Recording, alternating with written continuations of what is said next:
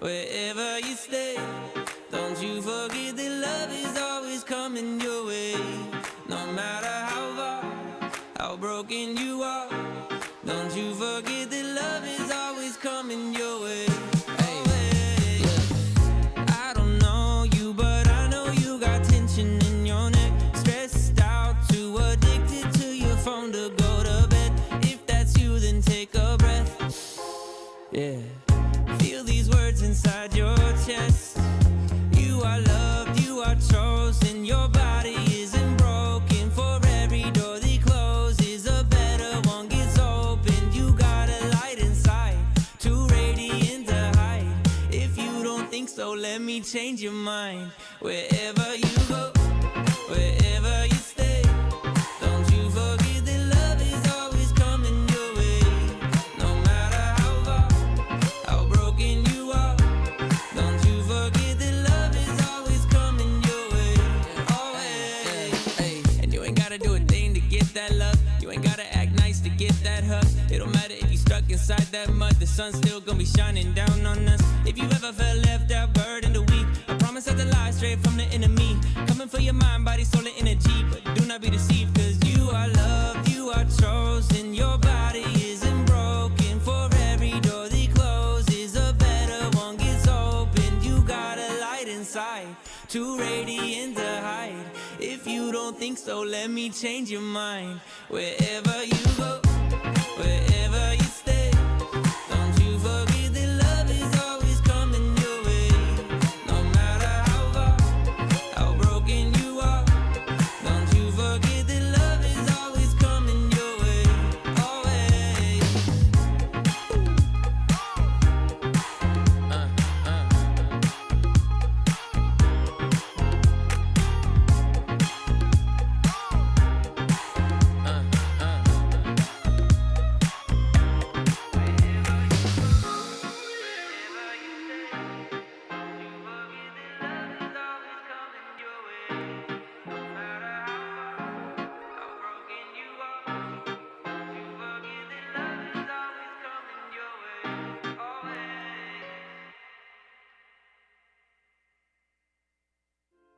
Yeah, I gave him a ride home because we're dating. Wow. There it is. Oh, baby, you've been making me crazy. The way my heart has been racing. I've been feeling you lately, baby. You've been making me crazy. The way my heart has been racing. I've been feeling you lately, yeah. I feel alive, can I tell a lie? It was no surprise that you caught my eye. Anything you want, just know I got it for you, got it for you. Any time of day that you wanna play, you just say the word, and we'll get away. Anything you want, just know I got it for you. Oh baby, you've been making me crazy. The way my heart has been racing. I've been feeling you lately, baby. You've been making me crazy. The way my heart has been racing. I've been feeling you lately. Okay, opposites attracted, magnetic and irreplaceable. Picture perfect, photogenic, douse diminished. Yes, I'm finished acting like nobody has my back. Girl, you told me that I'ma keep you steady on your path, so I'm knowing that you down. Keeping it simple around you, I can't believe that I found you. You were the piece I was missing, no reason for living. You're picking me up from the ground. Oh, I'm thankful that you're mine. I'm so blessed you're by my side. Yeah. Baby, you've been making me crazy. The way my heart has been racing. I've been feeling you lately, baby. You've been making me crazy. The way my heart has been racing. I've been feeling you lately,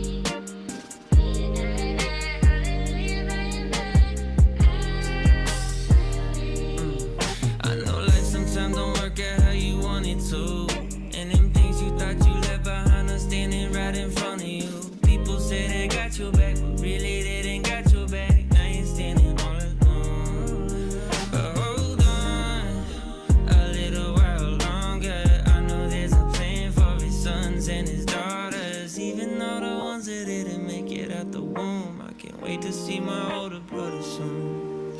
So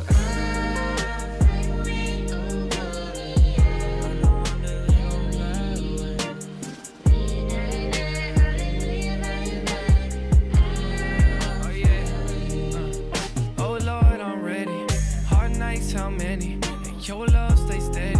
I could've died in that Chevy. As of right now, I can fight you. Told my little brothers I'm proud of you. We came from the whip with no mountain view.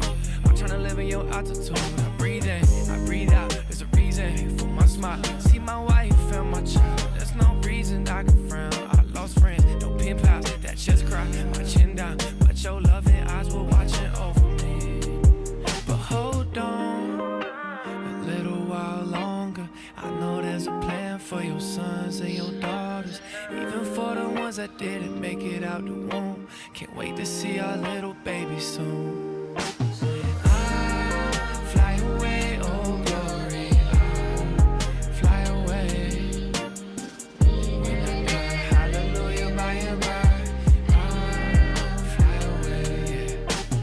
I'll fly away, oh glory, I'll fly away, way, way. When I die, hallelujah, by and by, I'll fly away. so I'll fly away, oh glory, I'll fly away. when I die, hallelujah, bye, bye.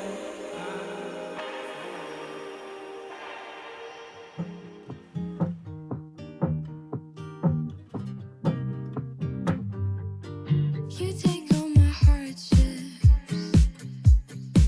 pressed down and shaken over, and from them bring a sweetness. I've never been this satisfied before. You're breaking down my idols. Oh, just 'cause you can give me so much more. You're bringing me revival. I'm satiated, feasting on your word, like honey from the rock. Oh, honey from the rock. Oh, like honey from the rock. Oh, honey from the rock. Hey, hey, like honey from the rock.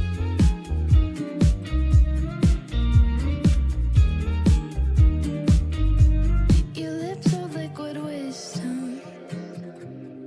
And Lord, you know I'm coming here to drink. I'm standing in your freedom. And I am not in need of anything but honey from the rock. Honey from the rock. Oh, like honey from the rock. Oh, honey from the rock. Hey, hey, hey, hey, hey. Honey from the rock. Honey from the rock. Honey from the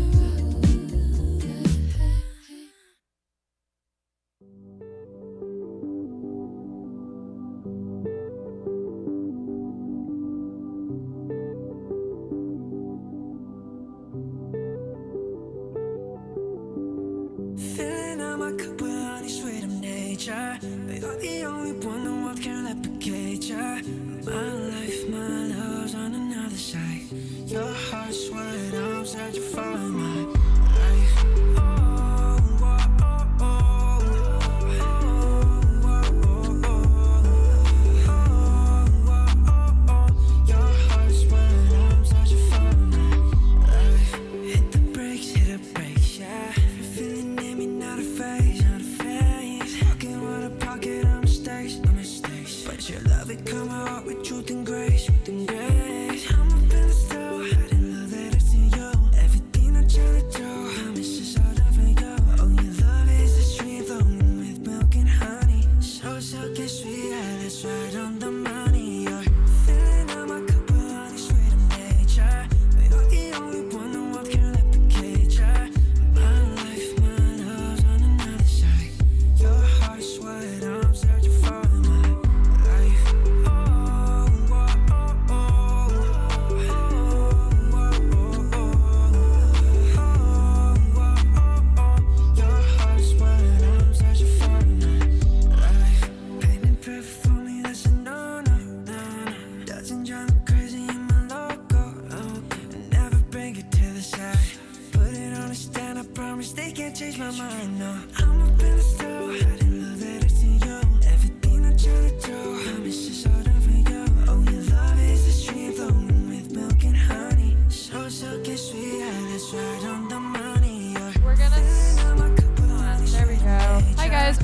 start in around 1 to 2 minutes. So grab some food, settle down, come closer to the front, please. It helps.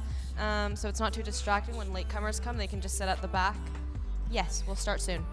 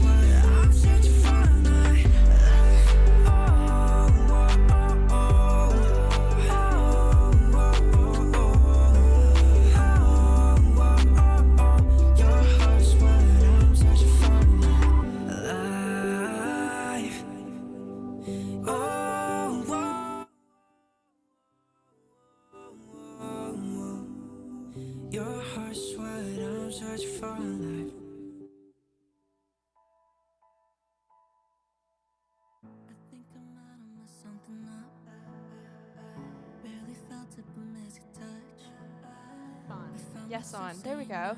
Hi, everyone. Welcome to Relevant Series.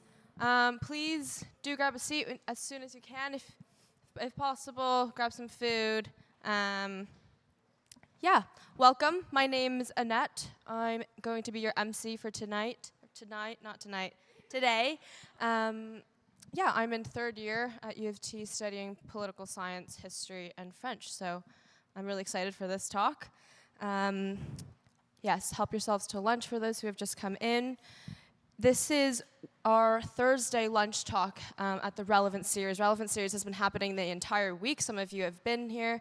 Others, this is your first time, so welcome to Relevant. It's a week-long series of dialogues on talks on topics that are interesting to Christians and topics that are interesting, honestly, to everyone. We do approach this from a Christian worldview.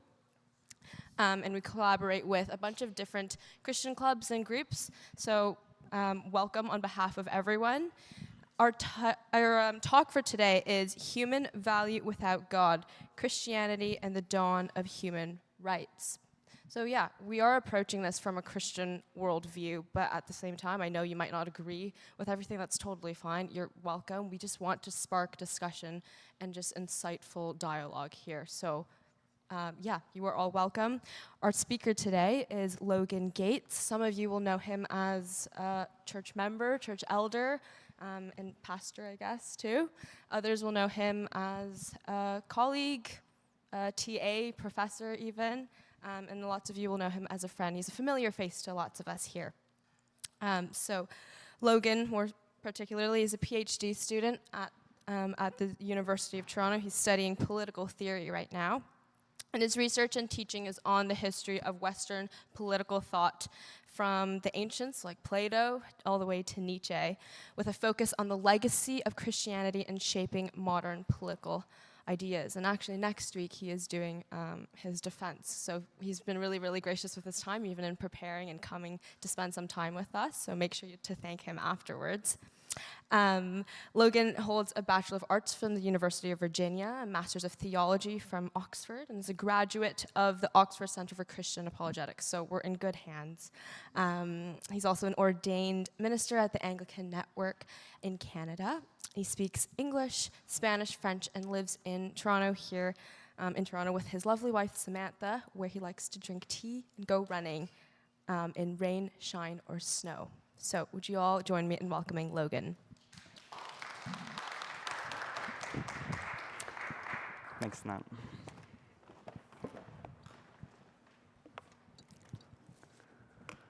All right, good afternoon. Welcome. It's great to have you here. My name is Logan, and as Annette said, the aim of the Relevant series is to contend that the Christian faith is worthy of serious consideration. on the grounds that it is relevant, but also on the grounds that it is really true. And I am speaking to you today as a PhD student in the history of political thought, and what I'm going to be sharing with you is something I have found in my own academic discipline that inclines me to believe in the Christian faith. And that is how the Christian faith uniquely provides a basis for universal human value and human rights. And so this afternoon, my talk will be broken up into 3 parts. First, I will look at the history of this modern conception of human rights. I'll try to break it down into some stages. I will then turn to think about whether this Christian part of the history of human rights can be set aside, the extent to which we can have a secular basis for rights, some of the challenges that that view presents. And then I'm going to close by taking a step back and just asking the question, if there were to be a God who cared about human value, what might that God look like? So first, I'm going to begin with an overview, a very quick one. Many ways this story could be told, but an overview of how this idea of human rights in its modern form has come about. So I'm looking at 4 stages here: the foundation of rights, the discourse of rights, the globalization of rights, and what I'm calling the secular turn of rights. So first, looking at the foundations of rights. If you have taken a course like Paul 200 here at U of T or read some philosophy, you will notice that there's a big difference between the ancients and the moderns. Maybe when you are reading Plato and Aristotle, you will notice there are some things that are quite bizarre and different from things that we would believe today. I want to give you a few examples, particularly related to this question of human value. So take, for instance, Plato's Republic. This is a book that is asking the question, what is justice? Socrates' response to this question is to imagine a city. And he says, if we can find justice in the city, we can know what justice is in the soul. And so he imagines this city. There are a number of bizarre elements, including this eugenic breeding plan to create superior humans who will serve the city in this particular important way. And I want to share with you a line where Socrates is explaining, again, what this city will look like. And it's referring to this eugenic plan. He says, I think they will take the offspring of the good, the superior human beings, and bring them into the pen. Children are raised in pens, to certain nurses who live apart in a certain section of the city. And those of the worse, and any of the others born deformed, they will hide away in an unspeakable and unseen place, as is seemly. Not very seemly to us. We don't know exactly what Socrates is referencing here, but it's likely that this is a reference to this ancient Greek practice of exposure.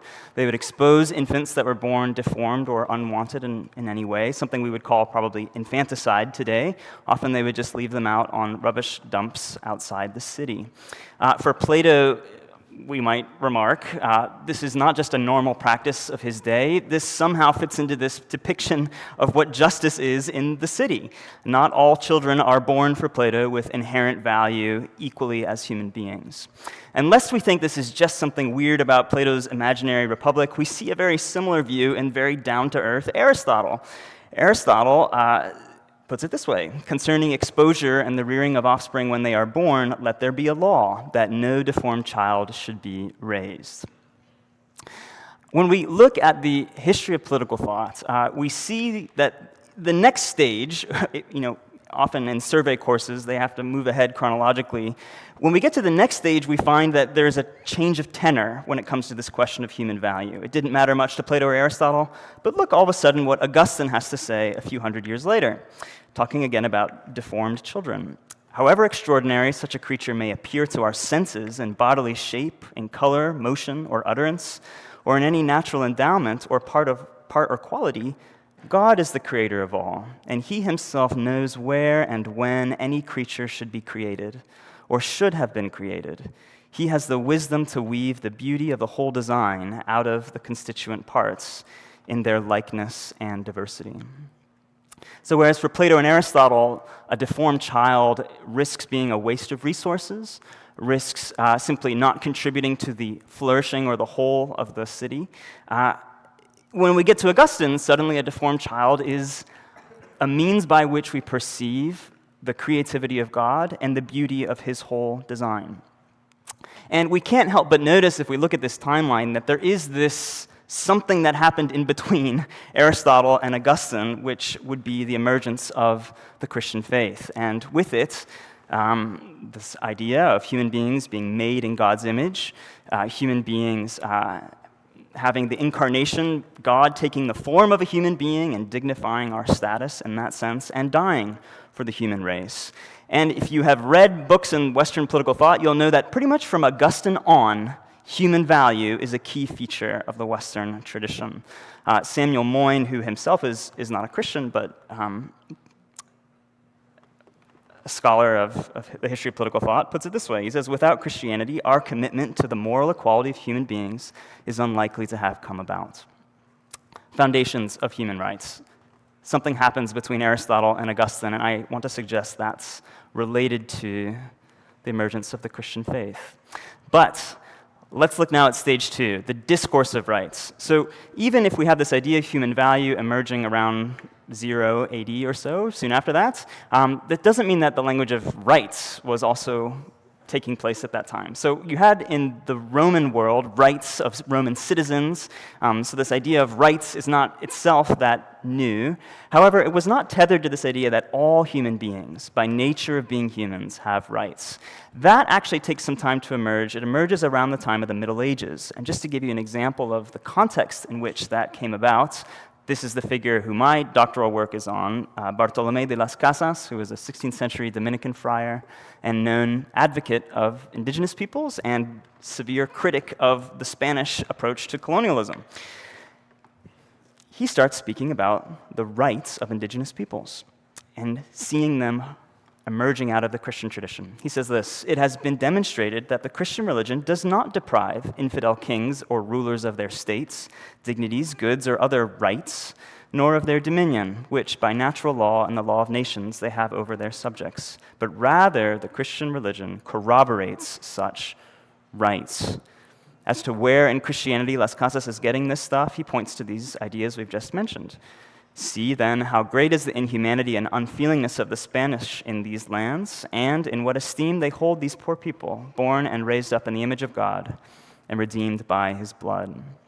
So oddly enough, here we have an example where the church is endorsing a conquest that perpetrated terrible things against indigenous peoples. And yet, here you have a critic of that same colonial enterprise in very Christian terms, beginning to articulate for the first time this idea of all human beings having rights. Sorry, just jumping ahead here quickly. So we've looked for a moment at foundations of rights. We've looked at the emergence of the discourse of rights. And I want to get now to this globalization of rights. And here on the timeline, I have the Universal Declaration of Human Rights. This was this statement promulgated at the United Nations soon after the Second World War. And this is where human rights began to take on this role that it has today of the primary moral category in international political discourse. How did this happen? Well, again, Samuel Moyne, in his book Christian Human Rights, this is the main thing his book is about, is how this notion of human rights took this global, taken for granted form today. He puts it this way, no one interested in where human rights came from can afford to ignore Christianity. In the middle of the 20th century, in fact, human rights were part and parcel of a Christian moment in political affairs. So much happened between Las Casas and the Universal Declaration of Human Rights, several hundred years. Of course, in that time, the Enlightenment happens. Christianity is dethroned from its place of academic prestige in many universities, and yet, Moyne argues that something happened after the Second World War where there was this felt need to, on the one hand, set aside the fascism of the right and the communism of the left and find a common middle ground that had an affirmation of the human person and human dignity. And what he refers to as the Christian Democrat movement in Europe provided the framework for that to happen, the modern framework of human rights. So what I've been trying to show is that at each of these pivotal stages in the development of human rights, we cannot but notice there is some significant Christian elements. It's involved in the foundations, in the emergence of the discourse, and even the globalization of the idea. But in this last bit of the timeline where we are today, we have what I'm calling the secular turn in human rights. There's been a deeper concern to avoid the negative side of having a worldview that comes from a distinct religious tradition, and yet the desire to maintain this idea of human rights. Is there a way that we can find some non-religious basis for it? Martha Nussbaum, who's a professor at University of Chicago, she articulates, again, this sort of need for a non-religious foundation for this idea. And she feels that we can set aside religion, set aside the Christian faith, and still have something like human rights. She puts it this way: many attacks on universalism, by that I mean this idea of some universal moral category like human rights, many attacks on universalism suppose that any universalist project must rely on truths eternally fixed in the nature of things, outside human action and human history. Because some people believe in such truths and some people do not, the objector holds that a normative view so grounded is bound to be biased in favor of some religious metaphysical conceptions and against others. But universalism does not require such metaphysical support. So instead, in this book, Sex and Social Justice, she offers a non-metaphysical basis for rights. Here's how she puts it: for universal ideas of the human do arise within history and from human experience, and they can ground themselves in experience. So for Nussbaum, she argues, look, we can actually look across cultures, we can look across time, and distill certain elements of human experience which are the same. And that is the basis on which we can construct some notion of the dignity of the human person, what that means, and what human rights should be. So she lists in this book several human capabilities that she feels, again, transcend culture, transcend time, that you just see as part of the human experience: life, bodily health and integrity, senses, the imagination, thought, emotions, practical reason, affiliation, play, control over one's environment. And so she argues we can speaking of certain rights to these things. This is based on an empirical reality, an observation. We see these characteristics of the human experience, and so therefore we can protect them. There's no need to bring in metaphysics into this discussion of human rights. However, I now, speaking to you as Logan, as a PhD candidate, I offer you certain challenges I feel that this perspective has that have inclined me to be less persuaded that this Christian history of the idea of human rights is just something that, is incidental and can be set aside. So what are these? I'm raising two challenges with Nussbaum's perspective. One, I think one question we can ask Nussbaum is, at some point, is there some degree of arbitrariness in her decision as to what human capabilities we're going to protect? So to go back to her list of human capabilities here, I think all of us would admit that these do tend to be features of human experience, at least of a full human life, most of us would say. However, I wonder if we invited an alien from outer space to come and just have a pencil and paper and observe what humans are capable of, whether this might be a pretty rosy version of the list. We might ask, are not humans also capable of things like hatred, of deception, and of harm? I think that at some point we have to decide what parts of human experience do we want to say, now these are the good parts we want to protect and value, and what parts we don't want to protect. We don't want to protect the human right to deceive or harm or hate another human being. I suspect when I look at Nussbaum's list that there is some smuggling in of values from, I think, the Christian tradition that she has done without acknowledging it. Even one could say the focus on protecting human life as opposed to the life of amoebas and bacteria is something of an arbitrariness. If we're basing our theory purely on empirical realities alone, we are observing the human race, but certainly there are other things that are alive. Why does the human race get such special protection, and why do we choose these particular things to protect? A challenge, I feel, with Nussbaum's position. But the second challenge relates to what is sometimes called the is-ought fallacy, which has to do with just because some things are, that doesn't mean that we can say they should be. And this plays a role in Nussbaum's argument, again, because she's starting with empiricism. She's saying what can be observed, and therefore what should we then protect? But ever since David Hume, the Scottish philosopher, we have been wary of these jumps from is to ought. Here's how he put it several hundred years ago. In every system of morality which I have hitherto met with, I have always remarked that the author proceeds for some time in the ordinary ways of reasoning and makes observations concerning human affairs, when all of a sudden I am surprised to find that instead of the usual copulations of propositions is and is not, I meet with no proposition that is not connected with an ought or an ought not. And I think we can make sense of what he's saying when we pick a few examples. So imagine if we want to start with an is statement. The Amazon is being deforested. This is a fact. We can make that claim on the basis of observation. Should, therefore, the Amazon be deforested? Should we continue deforesting the Amazon? Well, of course not. But you see that this logic of is, ought, this jump, because this is a reality, therefore it should be this way, is actually something that is often more problematic than we recognize. Nussbaum's theory is based on this idea that because this is part of human nature, therefore it should be protected. This is making a logical jump that I think Hume would raise issues with. So I offer that to you as reasons why I think it is difficult to account for the idea of universal human value and human rights without the Christian faith. A few things I want to clarify. What I'm not saying that one personally has to be a Christian in order to care about something like human rights. Obviously, that is not the case. I'm also not saying that Christians across history have shown themselves to be, universal champions of human rights. Absolutely, that's not the case. As the example of Las Casas shows, terrible things have been done in the name of Christianity.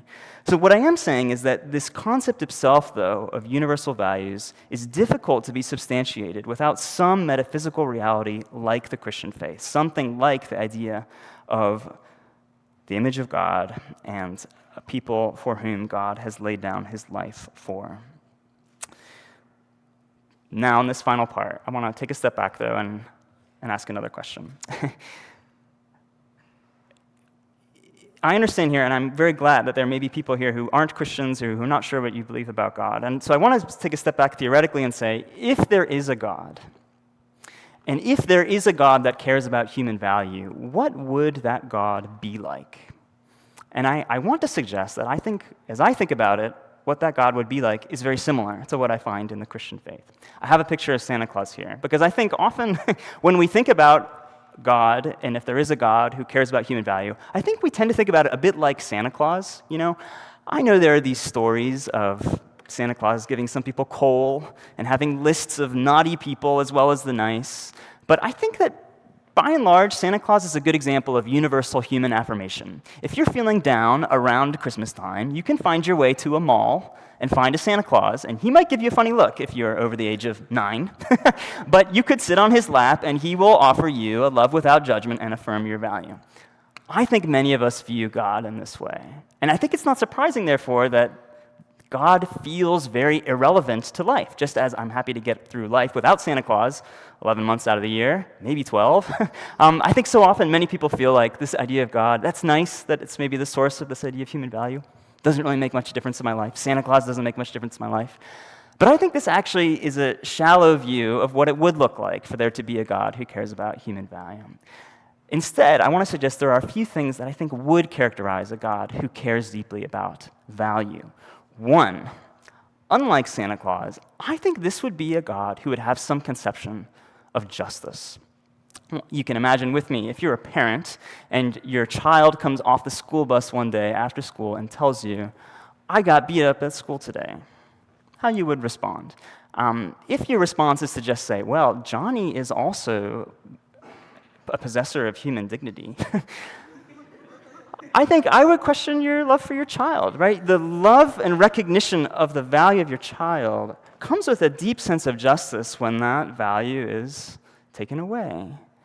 And I think in the same way, if there were to be a God really committed to the idea of human value, he would have to take seriously all of the ways that you and I have demeaned and disrespected and used people who are made in God's image, who God cares deeply about. A loving God would have to take that seriously. And this is what I see in the God of the Bible. This is just an extract from one of the Gospels describing an encounter Jesus has with the Pharisees in a synagogue where the Pharisees insisted that it was not right for healing to happen on the Sabbath. And yet Jesus brings this person with a withered hand before them, and he says to them, is it lawful on the Sabbath to do good or do harm, to save life or to kill? But they were silent. And he looked at them with anger, grieved at their hardness of heart. He said to the man, "Stretch out your hand." He stretched it out, and his hand was restored.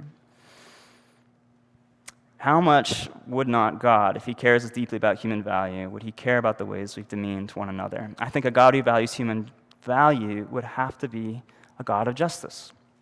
Second, I think God would also be a God who confronts if he cares about value. Aristotle talked about true love, friendship love, as seeking the good of the other. And we all know if you have good friends, sometimes that means you have to say things to your friends that they don't want to hear, that aren't fully endorsing everything they're doing, but you say it because you're concerned for their deeper good.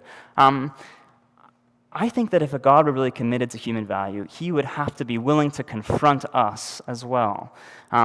I won't read this in full just for the sake of time, but there's this interesting scene also in the Gospels where a group of friends have a friend of theirs who is paralyzed, and they hear that Jesus is healing people, and so they bring their friend to Jesus, but there are crowds around Jesus, they can't get to him, and so they climb on the roof of the house Jesus is speaking in, and they cut a hole in the roof. And then they lower this man into the house, and Jesus lets this happen, and we're told, this is verse 5, end of this passage here. When Jesus saw their faith, he said to the paralytic, "Son, your sins are forgiven." Now this is odd, because most of us would expect Jesus to heal the person. That's obviously what the man was brought there for, that's what his greatest need would be, and in the verses after this, he does heal him.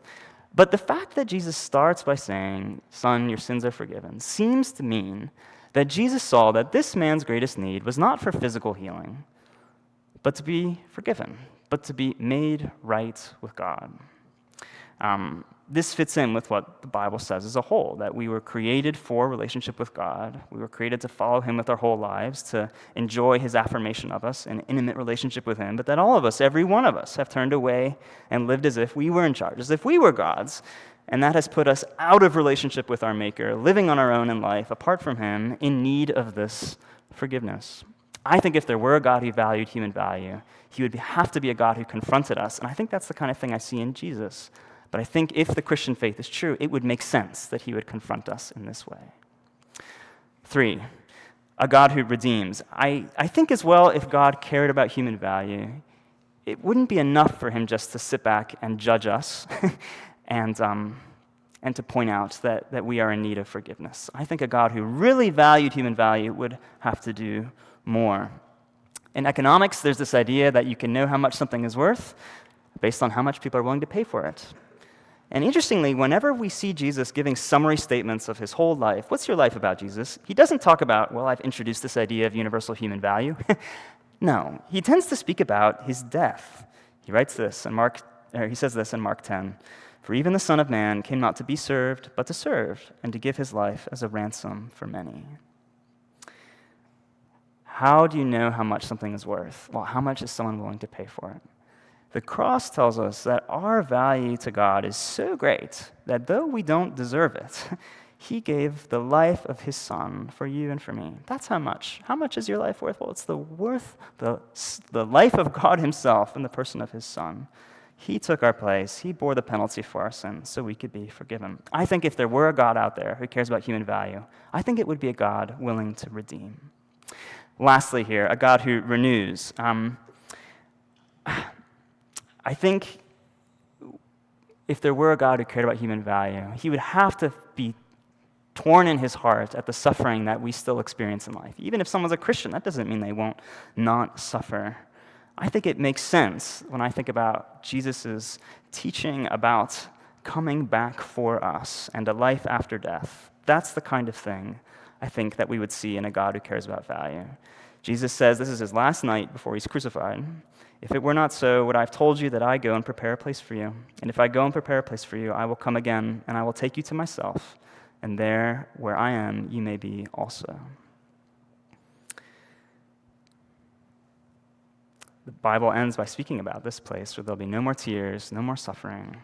I think if there were a God of human value, he would want us to be in that place. The Bible says we can be with him in that place through repentance and faith.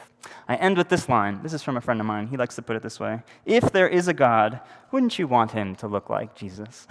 That does not prove that such a God exists. This Relevant series is looking at things like historical evidence for God, scientific evidence for God, that sort of thing. So this is not just a wish fulfillment argument, but nonetheless, I do think that not only does the Christian faith give us this basis on which this thing we take so for granted, that there is such a thing as universal human value, that exists, but I think it also beautifully shows us that idea emerged from Christianity because at the heart of the Christian story is this God who is so deeply for human value, even if it's in ways we might not expect today.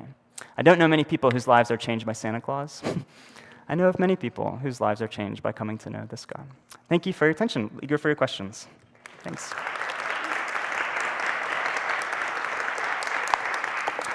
All right, cheers.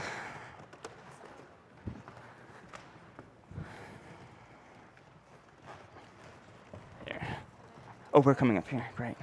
Thanks.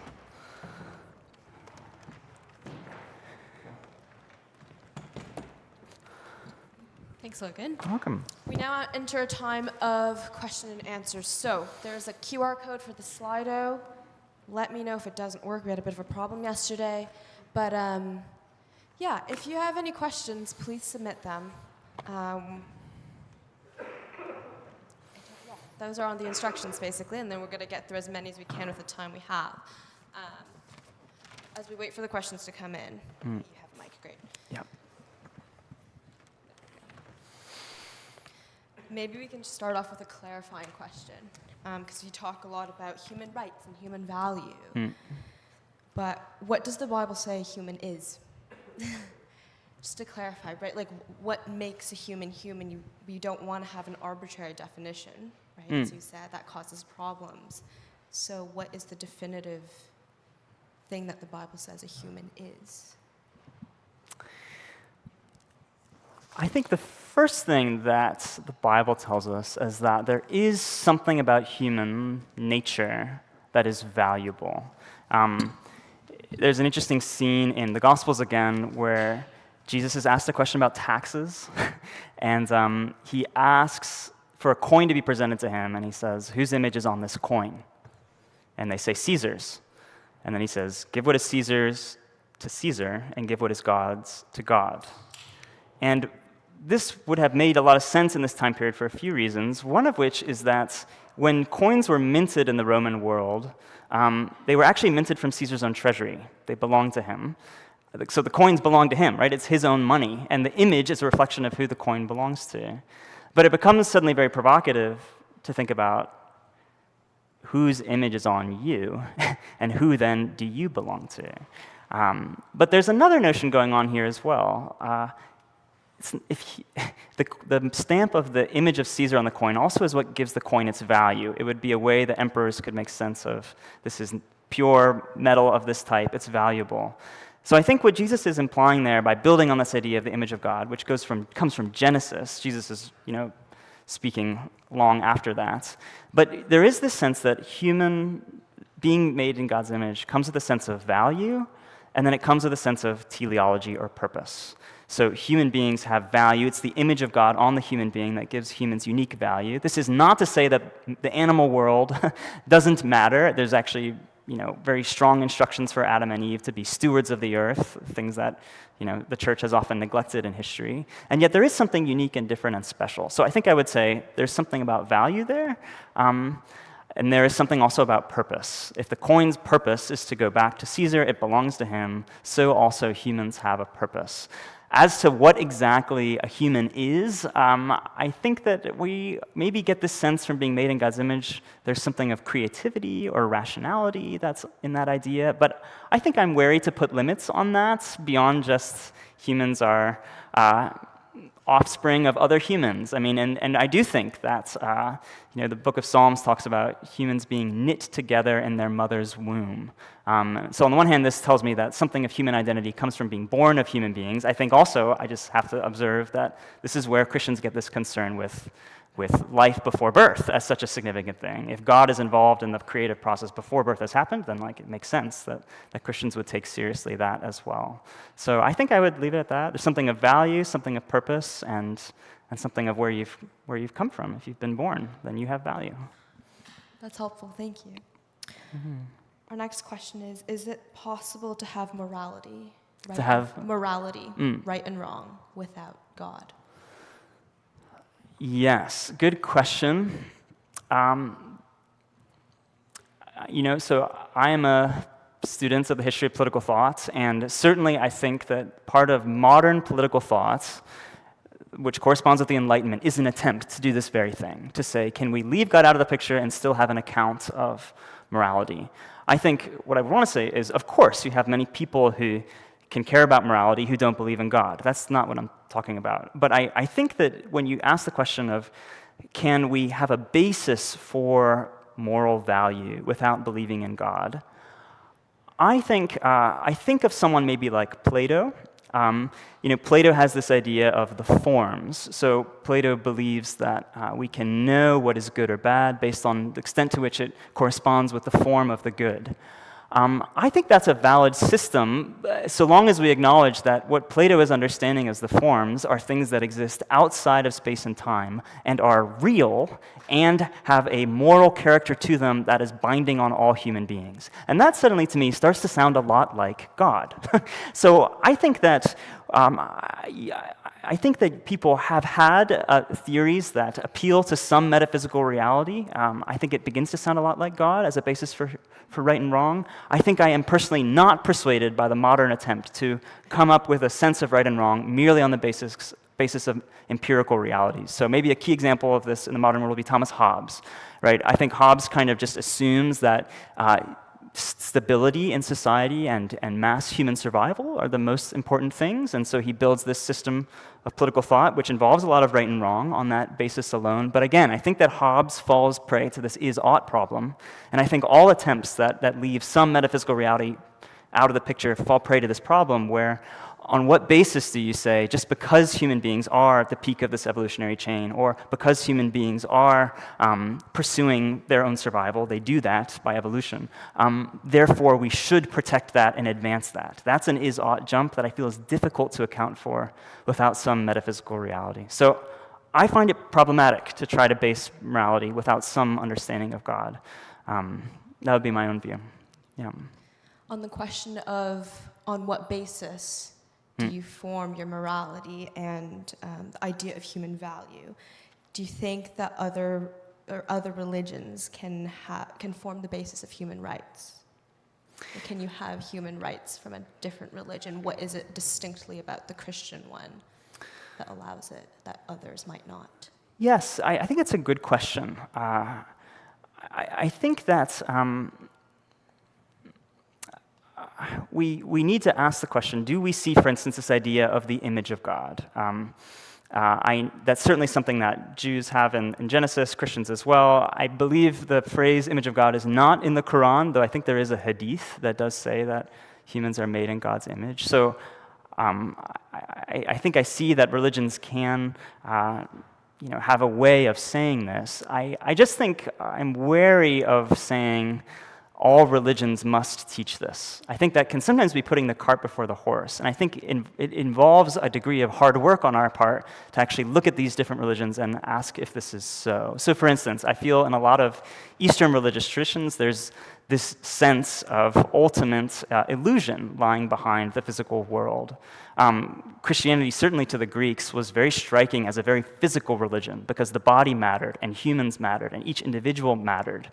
And certainly in Greek and Roman pagan religion, there was not this notion of each individual matters, their body matters, and so forth. I do find that to get this idea of human rights, as Samuel Moyn argued, I think we need a bodily, robust religion that values the individual as having inherent dignity. And I do feel that outside the Abrahamic tradition, it is more challenging to find that.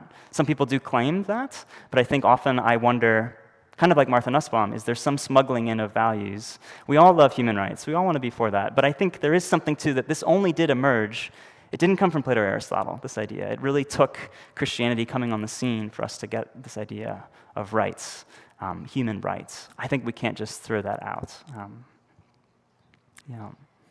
This is more of a historical question, I guess. How would you respond to someone who uses the Crusades or wars in the Old Testament as an example of Christianity not being for human rights or value? You kind of addressed it, but would you elaborate? Yes, I think that's a very fair question. When we look, let's take the first part about the Old Testament. When we look at the Old Testament, we certainly have passages that are very upsetting to read. And I think maybe we can put a few of these in some different categories. Some of those passages, I think we think are prescriptive, but rather are descriptive. So everything that we read in this Old Testament history is not necessarily something that God has commanded and God endorses. I think that's just helpful to bear in mind. I think also when we think of the Old Testament, we have to appreciate passages like Deuteronomy 20, which offer this remarkable list of restrictions on warfare, which are really without much parallel in the ancient world, that are very humanizing and dignifying, at least in that time. That's helpful to know. But there are certainly other passages where it does seem, for instance, like the Canaanites. This is this people group that is occupying the land on which God has said the Israelites, this is their promised land. They can be conquered and wiped out. I do think that those are tricky passages to wrestle with. It's helpful to bear in mind that we're even told earlier in the book of Genesis that God had allowed the Canaanites to live in this land for hundreds of years more than Abraham was thinking, because he says the wickedness of the Canaanites has not been fulfilled. So there's this sense that, and we know from archaeology that the Canaanites were doing things like human sacrifice and sacrificing their children to the god Molech. So I think we appreciate that this maybe it's hard for us to be palatable to us. This is a very old document, and we do even today have this sense that there is such a thing as a just war, where we sometimes are okay even with carpet bombing Germany during World War II if that means that the situation is such that it demands this kind of warfare. I think in the ancient world, if you have this people group practicing human sacrifice for hundreds of years, and God has been patient with it, I think I sort of look at this as, I think this approximates actually something what we would find of just war. I'm happy to chat more about this. It's a complicated issue. We don't really have a lot of time to get to it. But I think, again, I take a step back and ask the question, all right, the church has failed in terrible ways. People have done bad things in the name of God. But I think the question I'm asking as a historian of political thought is more at this philosophical level of, on what basis can we condemn these practices? So if someone's a materialist or an atheist and says, I can't really give a basis of human value, why we should be different from amoeba or mice, what makes humans so special that we should treat them in this special way, I wonder, on what basis can you make those charges against the Bible and make those charges against the church? I think it's right for those charges to be made, especially in Christian history. But I think I find that Christianity actually gives me the vocabulary and philosophical grounding to say, hey, human life matters, and therefore we have to take seriously when it's not treated that way. And I'm encouraged that by people like Las Casas, who even when the church is doing terrible things, I find in church history there often still are people who stood outside of that and said, actually, the church here is not being too religious and decimating indigenous peoples. They're not being Christian enough. Because if they were, they would see the life and value in those lives, and that would change what they're doing. Yeah, I think that's really helpful, just for all of us and with our own individual opinions and worldviews, on what basis do we hold them? Do we posit our opinions? On what basis are we even challenging other people's? I think that's a really helpful perspective. This question will lean more towards your ministerial duties, I guess. How would you respond to people saying, why does limited sin against God and other people result in eternal damnation? Right? How is that justice? Yeah, I think this is an interesting question. A book that I really like to think about with questions of heaven and hell and what the Christian perspective is a book called The Great Divorce by C.S. Lewis, which is it's a fictional work, but it's sort of imagining what could this look like after death. And Lewis's depiction of hell is very interesting because, in a sense, it depicts hell as the outcome of decisions that we have made of our own accord. So Lewis is known for this provocative quote where he says, "The door to hell is locked from the inside." How could that be the case? Well, in the Christian understanding, what makes hell hell is not just pointy red devil figures and that sort of thing. It's what makes hell hell is the absence of God. That's why it's so awful, because God is the source of all these good things. And yet, I think if we choose in this life to have, we don't want God involved in our life. I think Lewis is just pointing out that the natural trajectory of that, if spread out over infinity, is that we end up in this situation where we have pushed God away, and we remain in that condition. And so in that sense, the infinity refers really to the time, which is the consequence of the decision that we have already made. But I think another way you could think about this is to think about the standards of what our sin is against. So for instance, there's a Mr. Bean skit where Mr. Bean meets the Queen. I don't know if you know this one. But Mr. Bean is trying to get his shirt ready for the Queen, and it's all messed up. And last minute he gets it fine, but the Queen comes in front of him, and he goes to bow to the Queen. But as he bows, he hits her with his headbutts her, and she falls over backwards. It would be mortifying to do that to any human being, but to do it to the Queen, it's oh, horrible. Why? Well, because the Queen represents, this dignity and honor and so forth, and that makes the offense that much more serious. So kind of a humorous illustration, but to say how much more so if there is a God in the things that we do against him and do to people who are made in God's image, how much more serious are those things? And in that sense, infinity comes into the picture. And as you know, you math students, when you multiply things by infinity, they just go off the charts, right? If our sins are against an infinitely holy God, suddenly I think they become much more serious. But wonderfully, I think this is where the good news of Christianity stepped in. All of us have done this kind of thing to God. But God has provided for us by taking the infinite holiness and godness of God himself, coming into the world and bearing that penalty for us. I think that's an amazing, remarkable thing and remarkable affirmation of our value to God. We must mean a lot to him if that really happened. What would you say to someone who believes that sin doesn't make you worthy of death, though? Sin doesn't make you worthy of death. Yeah, it's not so bad, maybe. Yeah, that's an interesting question. There's a sense in which when you look at where death comes in the story in the Bible, it happens when Adam and Eve sin, right? That's when death enters into the garden. And there's a sense in which, this seems to be just part of how reality works. So we may not like it, but it seems like this is just part of what's happened. So my ancestry is from Scotland. I deeply dislike haggis. I wish I didn't have this in my story, and I wish maybe I didn't come to Canada, but my ancestors did.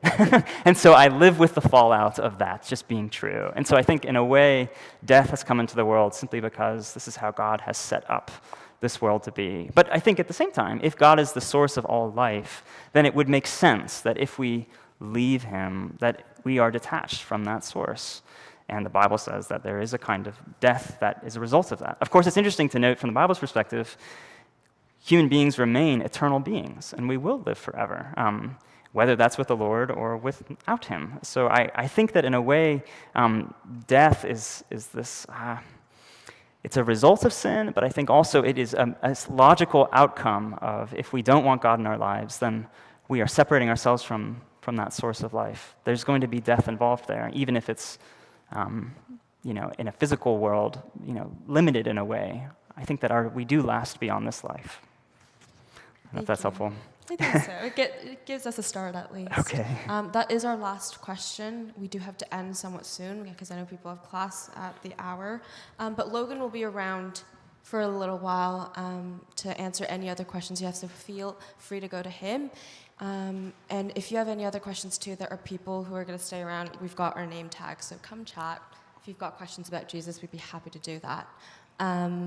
Would you all join me in thanking Logan for his time? Thank you. I'll just give some brief announcements. If we can go to the next slide.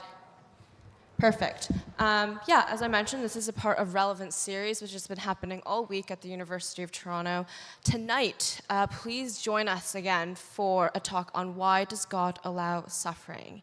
This will be from a perspective not so much philosophical as today, but more about an artistic perspective. What do artists have to add to this conversation, to this age-long debate? So please come check that out if you're free at 6 p.m. right here, same place. There will be some artwork that will be displayed, so check that out. Next slide, please. Before you go, please scan the QR code for a feedback form. We really, really do want to have your feedback for this talk. If you filled in feedback forms from previous talks, scan it again and check the feedback for this talk specifically. You can give all your thoughts.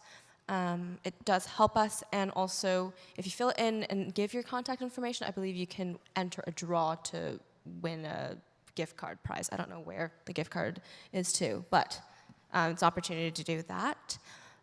So please scan it. I'll give you some time to fill it in, and I'll chat with you about Christianity Explored as you do that. Has everyone scanned it? That wants to scan it? Yeah, leave it for a bit, Evan.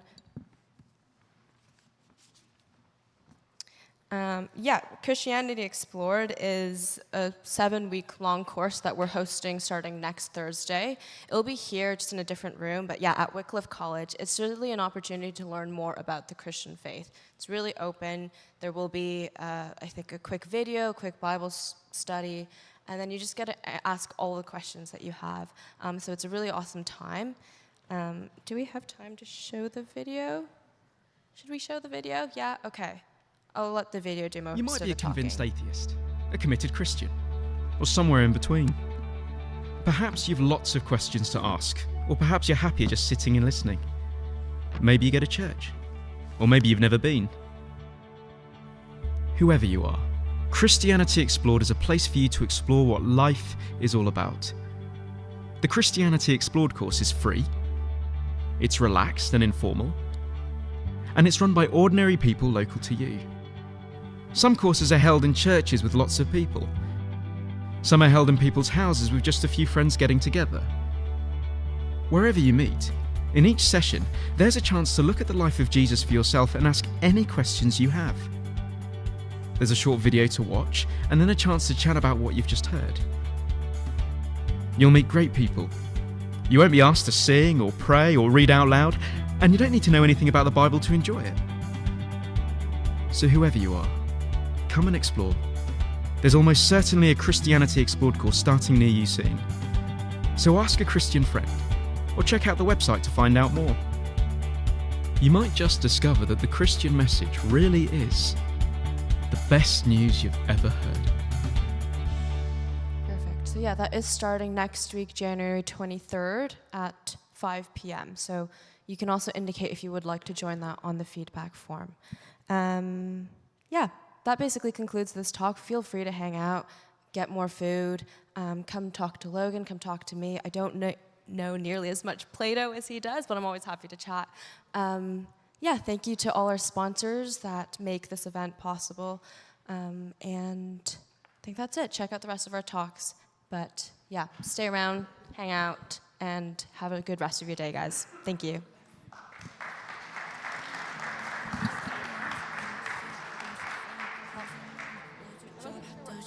Like Andrew sends me individually.